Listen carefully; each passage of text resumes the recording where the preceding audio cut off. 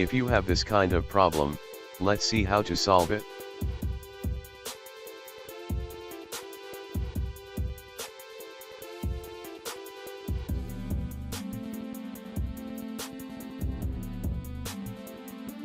Now restart your computer and go to motherboard BIOS.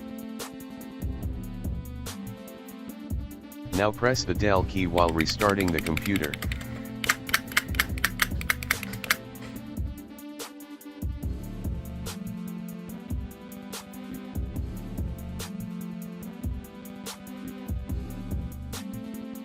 You need to enable SVM mode in your CPU settings.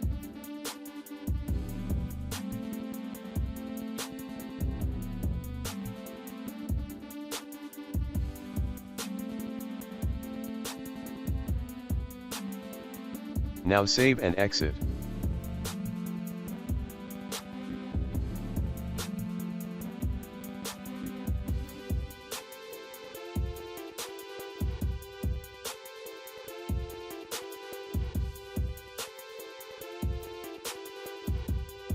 Now your problem is solved.